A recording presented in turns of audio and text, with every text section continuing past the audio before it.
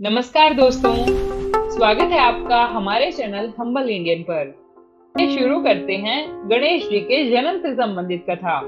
एक बार की बात है, महादेव जी स्नान करने के लिए भोगावती गए। उनके जाने के पश्चात पार्वती ने अपने तन के मैल से एक पुतला बनाया और उसका नाम गणेश रखा। पार्वती ने उससे कहा, हे पुत्र, तुम एक मुग्दल लेकर द्वार पर बैठ जाओ।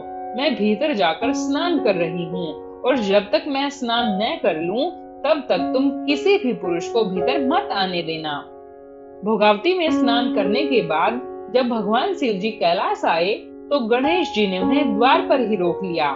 इसे शिव जी ने अपना अपमान समझा और क्रोधित होकर गणेश जी का सिर धड़ से अलग करके भीतर चले गए। भीतर जाने के पश्चात पार्वती ने उन्हें नाराज देखकर समझा कि भोजन में विलंब होने के कारण महादेव जी नाराज हैं। इसीलिए उन्होंने तत्काल 2 थालियों में भोजन परोसकर शिव जी को बुलाया। तब दूसरा थाल देखकर तनिक आश्चर्यचकित होकर शिव जी ने पूछा, यह दूसरा थाल किसके लिए है? तब पार्वती जी बोली, पुत्र गणेश के लिए है, जो बाहर द्वार पर पहरा दे रहा है। यह सुनकर शिव जी और अधिक आश्चर्यचकित हुए।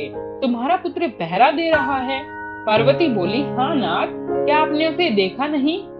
शिव जी ने कहा, देखा तो था, किंतु मैंने तो अपने रोके जाने पर उसे एक उद्दंड बालक समझकर उसका सिर काट दिया।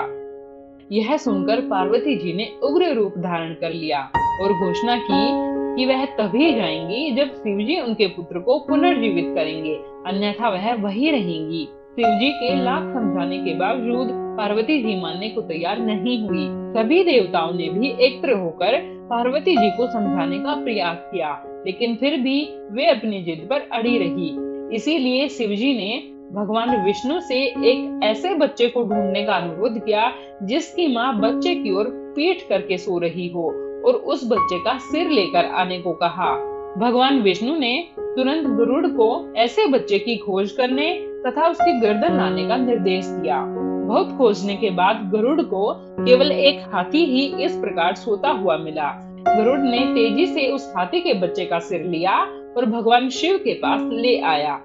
भगवान शिव ने हाथी के सिर को उस बालक के धड़ के साथ जोड़ दिया। साथ ही उन्हें वरदान दिया कि अब से कहीं भी की जाने वाली किसी भी पूजा में सबसे पहले भगवान गणेश की पूजा की जाएगी। इसीलिए किसी भी शुभ कार्य को करने से पहले भगवान गणेश की पूजा की जाती है। यह घटना भाद्रपद मास की शुक्ल पक्ष की चतुर्थी को हुई थी। इसीलिए यह तिथि पुण्य पर्व के रूप में मनाई जाती है।